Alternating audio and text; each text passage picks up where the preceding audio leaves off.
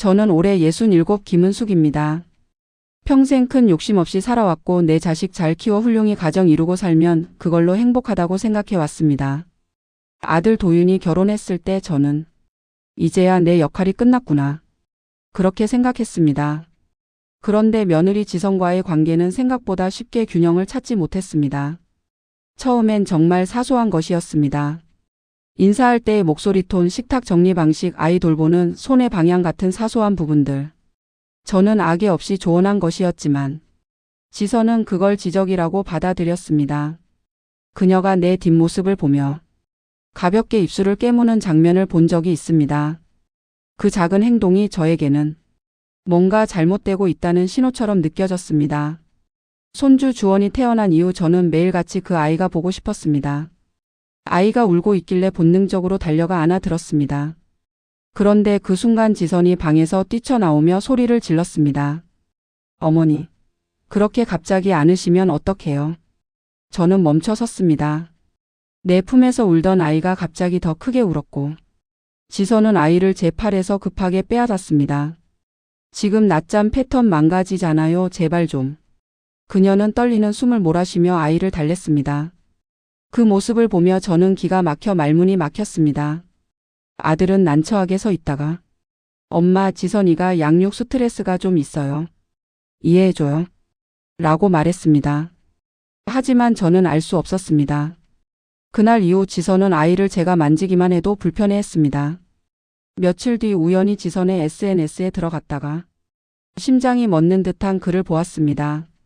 가족이라는 이름으로 강요받는 사랑. 이젠 지친다. 그 아래 친구들의 댓글. 또 시어머니야? 너 원래 혼자 사는 게 맞는 사람이다.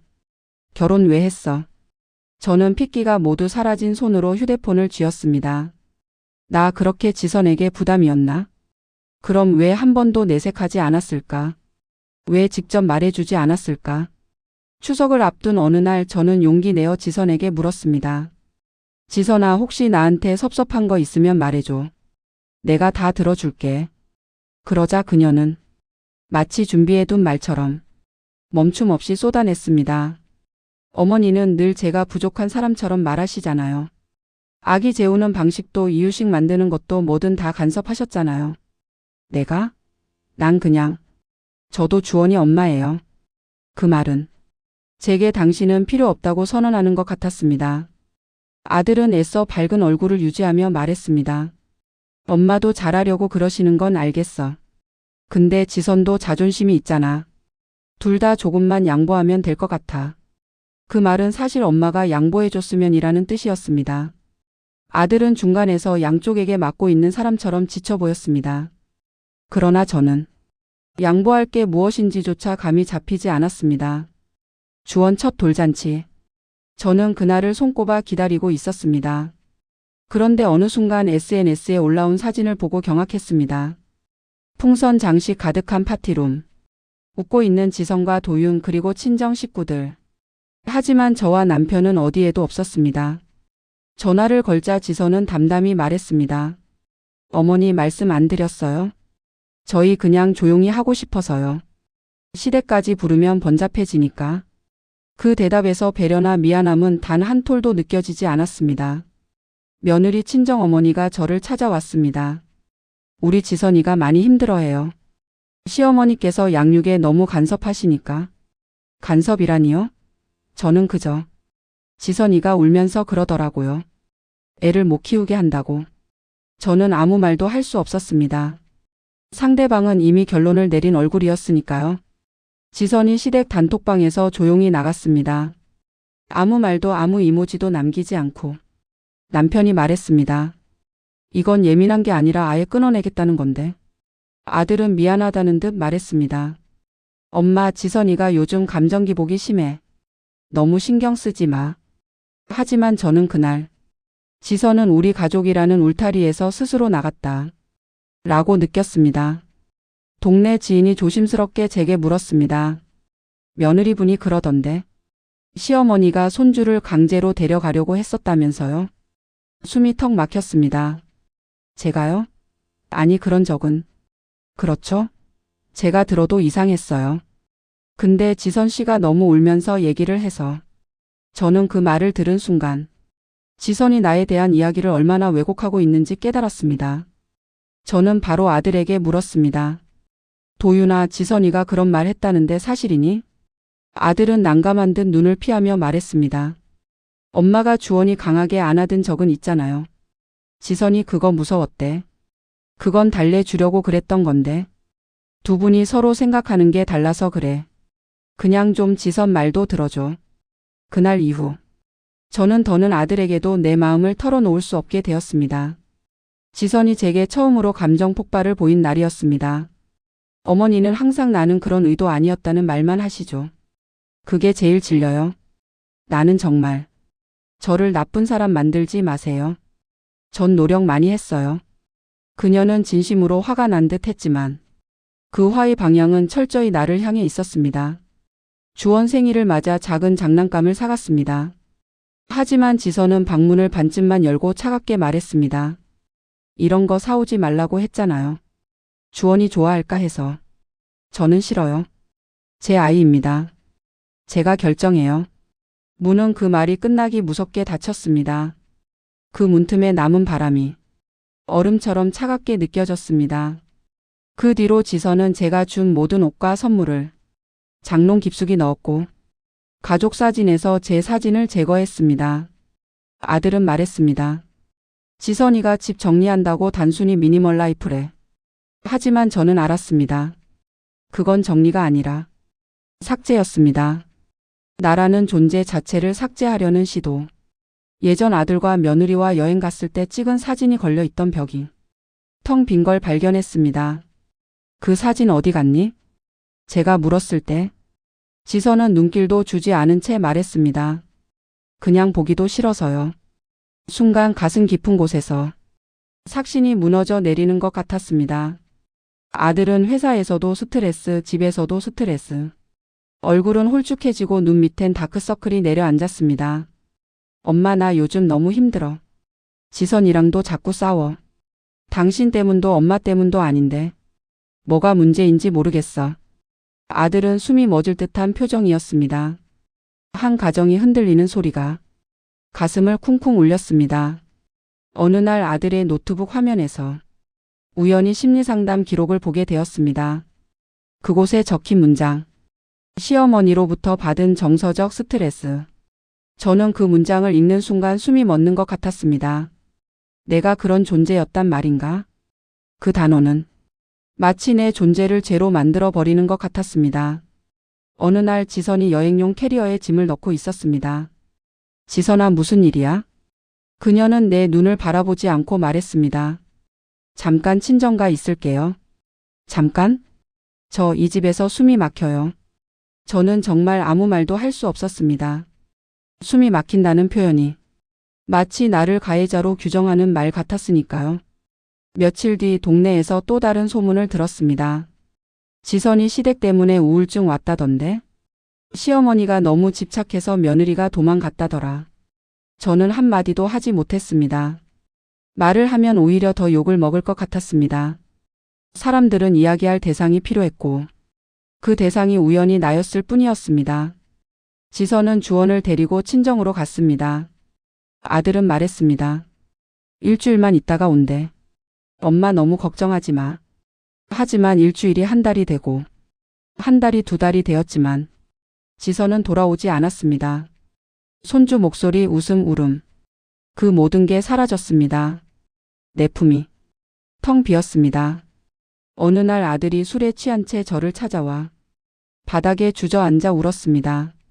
엄마, 지선이랑 도대체 왜 이렇게 된 거야? 그 울음은 단순히 슬픔이 아니라 절망이었습니다. 아들의 삶이 통째로 흔들리고 있다는 절규였습니다. 저는 아무 말도 할 수 없었습니다.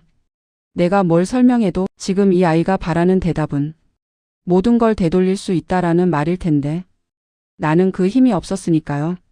아들의 휴대폰에 지선에게서 문자 한 통이 왔습니다. 당신 엄마 때문에 정신과 진단받았어. 더는 못 버티겠어.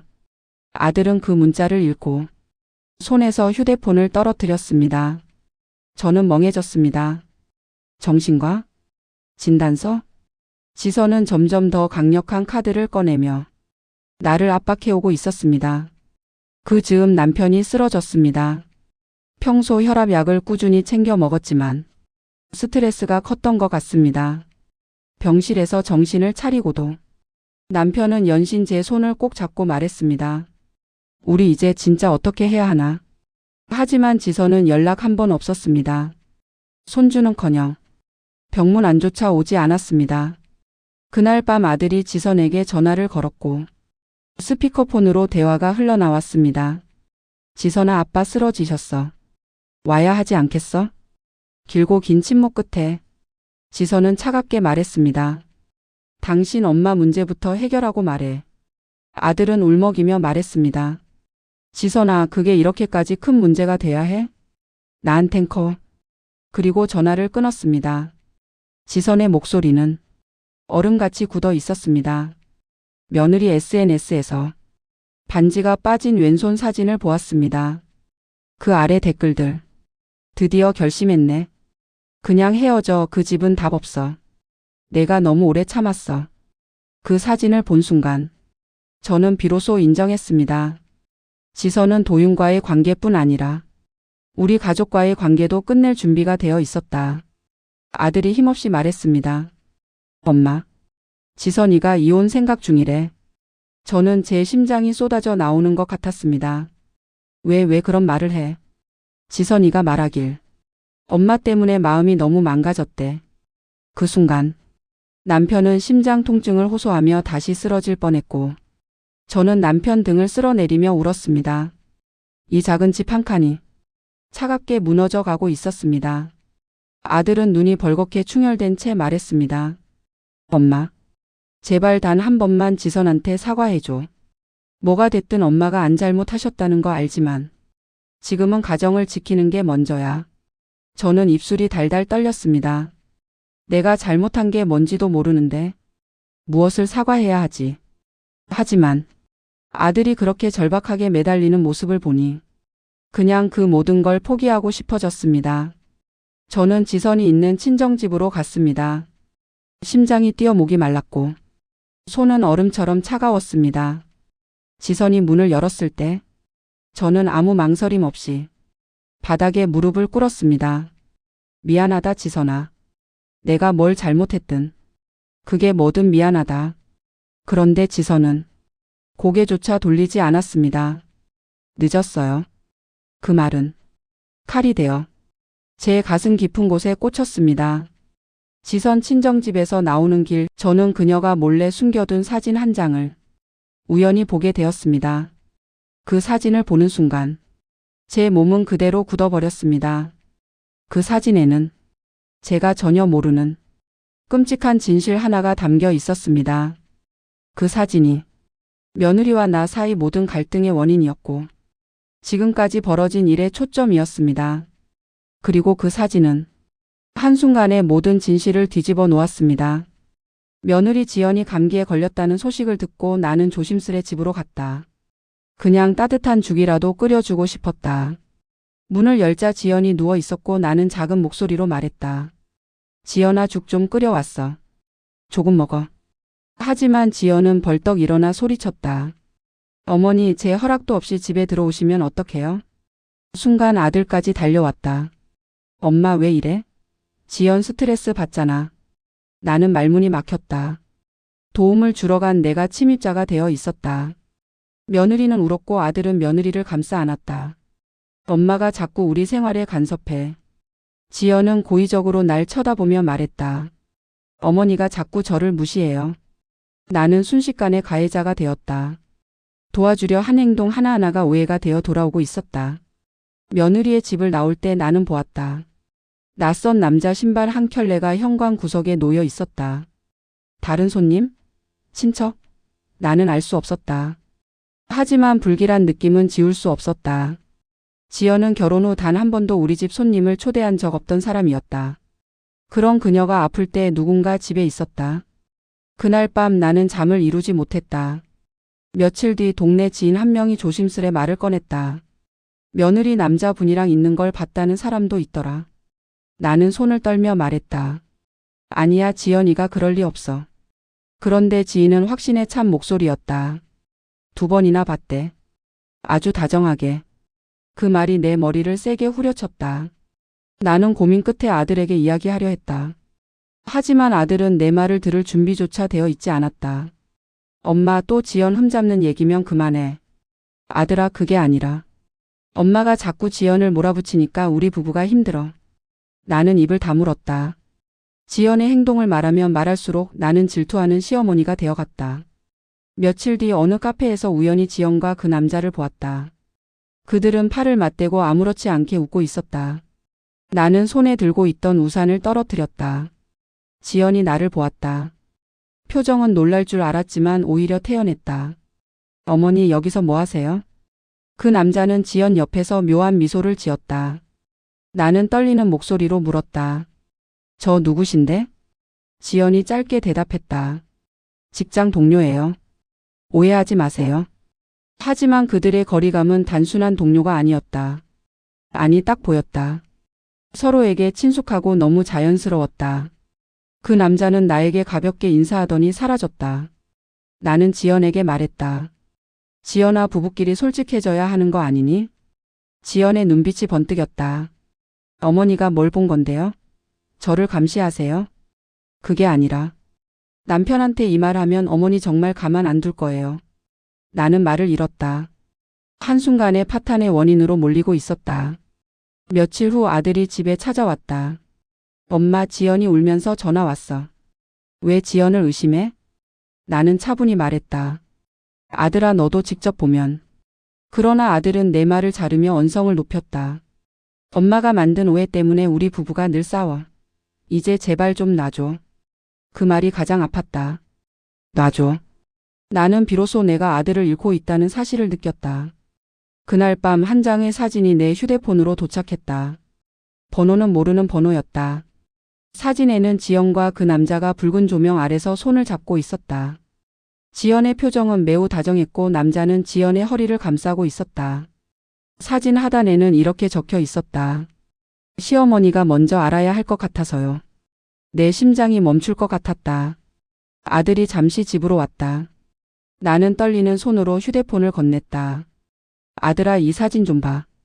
아들은 사진을 보자마자 얼굴이 하얗게 질렸다. 이게 뭐야? 나도 믿고 싶지 않다. 하지만 이건. 아들은 숨을 제대로 쉬지 못했다. 눈동자가 흔들렸다.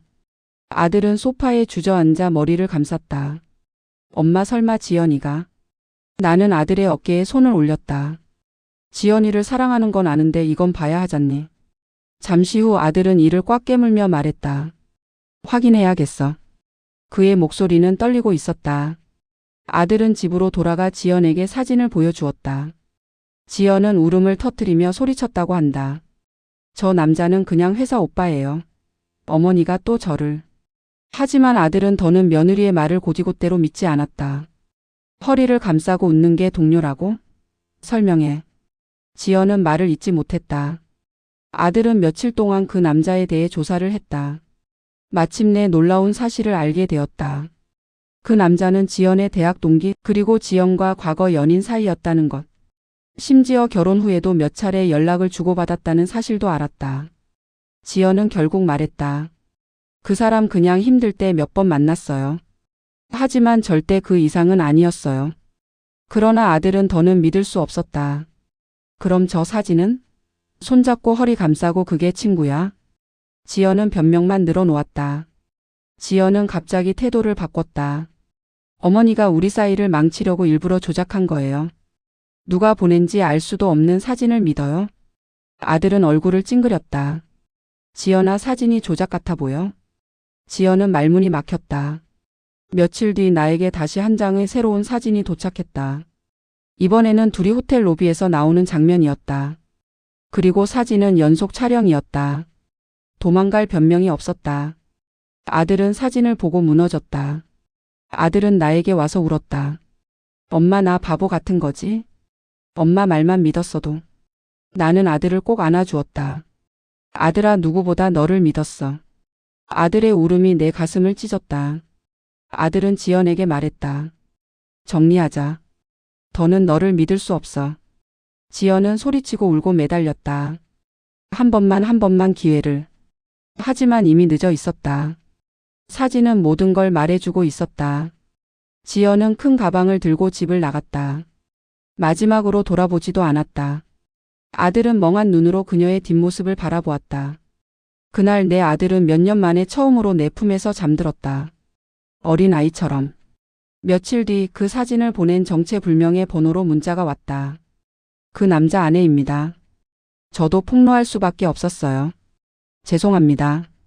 그 말 한마디로 모든 조각이 맞춰졌다. 사진은 다른 가정에서도 증거였던 것이다. 아들은 지연과 이혼했다. 지친 얼굴이었지만 표정만큼은 단단해져 있었다.